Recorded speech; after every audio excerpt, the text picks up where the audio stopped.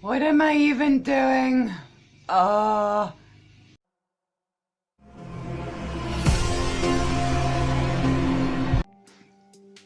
friends, and welcome to my channel. I'm the Dragoness, and today we're gonna be doing a creepy crawly kind of story. So without further ado, let's jump right into this. It's disgusting. Can we please get rid of it? She was standing in the doorway, a look of disgust on her face. No, love, we can't. She's just vibing there in the corner, not bothering anyone, he said in defense of his orb weaver spider. She was busy wrapping up a bug that had recently wandered into her web. Please, love, it's horrible. It's terrible. As spring begins to unfold, but before summer and its rains arrive, in all their glory, they start to appear. It was in September when he first noticed the 8 long banded legs emerge from the tiny ventilation duct in the bathroom. The weavers had always been around, spinning their webs in the overhanging roof struts, but ever since a few nearby trees were removed, their presence had been greatly diminished, and only here or there 1 or 2 of the spiders would find their way to protection offered by the human structure.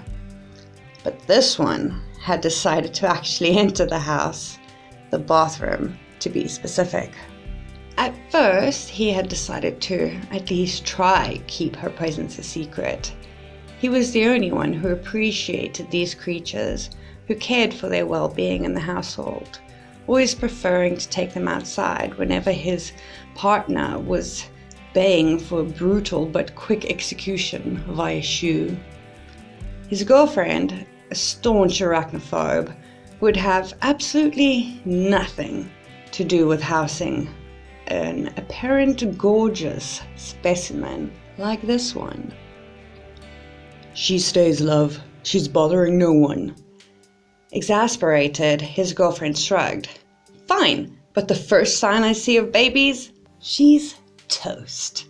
And off she walked. 2 weeks later, after waking up to a misty and eerily quiet morning, she found herself needing to use the loo first thing. Her boyfriend had already gone off to work, so she was alone at home and quickly rushed to the bathroom that housed their roomie. Sitting down, she didn't look up as a wave of relief washed over her.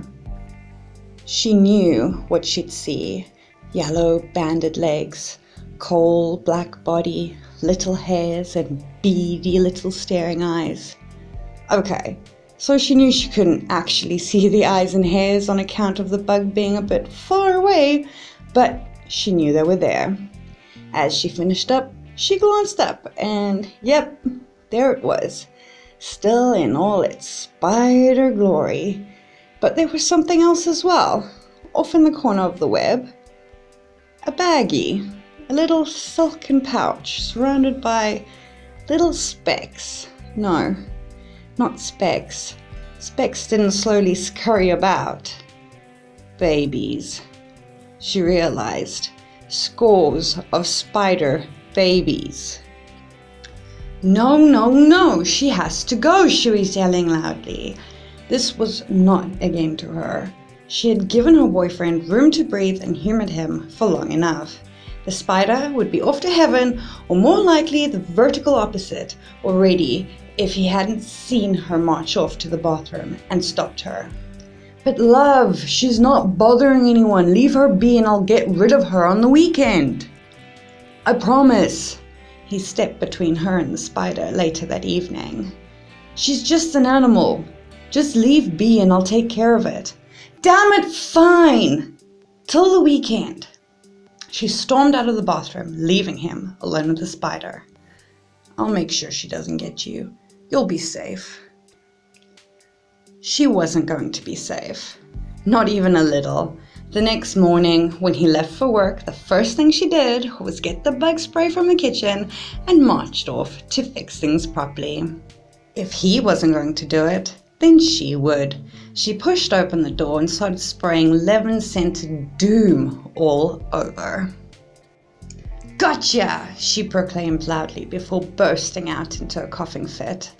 That's what happens when you empty half a can of bug spray into an enclosed space.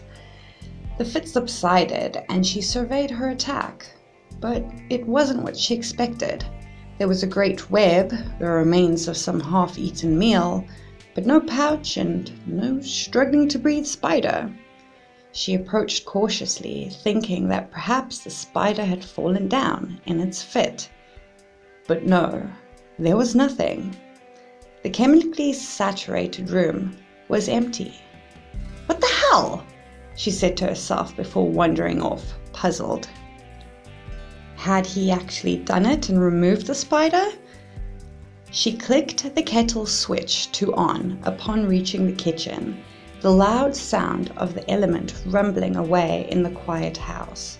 She opened the cupboard and reached for a cup and was rewarded with a sharp, stinging pain. Quickly, pulling her hand back, she saw a little blister forming on her index finger. Something had bit her. She looked into the cupboard and tried to see the culprit, but there were only cups and plates. A sharp sting in her foot caused her to shriek and clutch at it. Still, she couldn't see the thing responsible, and her heart started racing as she began feeling lightheaded. She began walking to the bedroom. She needed her phone. Something was wrong. She needed to call help.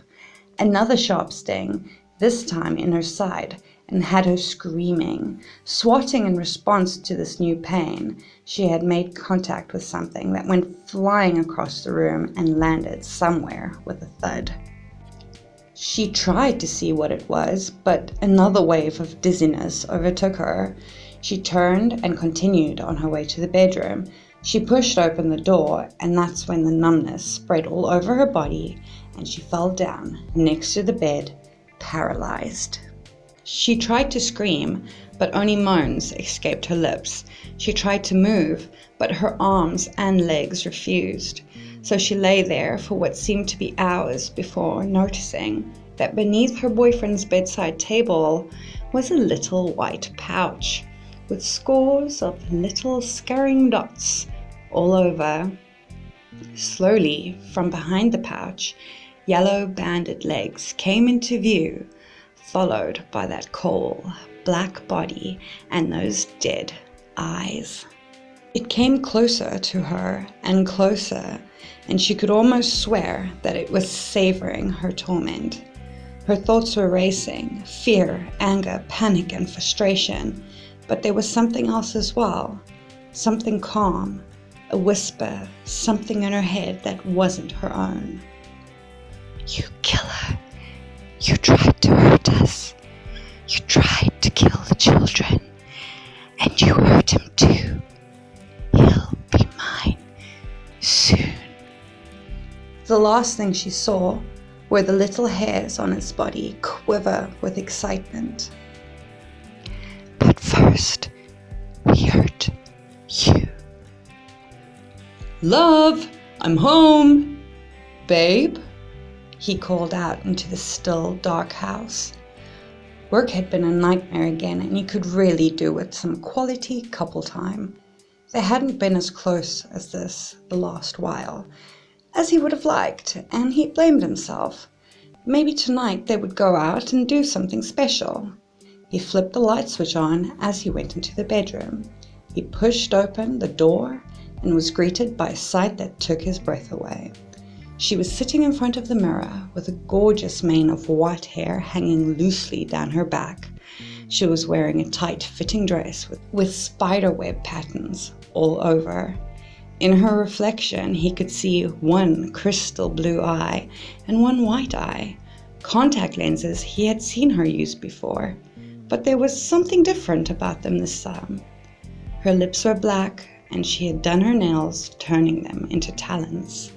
"Hey, love." She turned to him and smiled. "You making videos tonight? Doing a makeup look?" She shook her head as she stood up and walked towards him, hips swaying ever so slightly. "Are you planning on a night out in the town with the girls?" And with another smile that melted his heart, she shook her head and put her arms around him. He had left the room when a twitch and a shudder went through her body. He didn't hear the odd cracking noises her bones made, nor did he notice that the white eye he had simply assumed was a contact lens pop out from the socket and dangle down her cheek. Her whole body went limp for a moment, but didn't collapse. From the black empty socket hose, yellow banded legs emerged and quickly pulled the eye back into the skull with another wet pop. Her body twitched again and motor control returned. She would have to be careful with this body, lest her secret be revealed too soon and her brood incubating within the fleshy compounds of this vessel be endangered again. It was going to be difficult, but she would reward the man for being so kind to her and her brood, for being such a generous host. Perhaps not that difficult, she mused, before turning back to the mirror. Thank you for watching this video. I hope you enjoyed it. If you did, bump that thumbs up and maybe boop that subscribe button. And let me know if there's any other makeup looks you'd like me to try my hand at. Anyway, love you. Bye!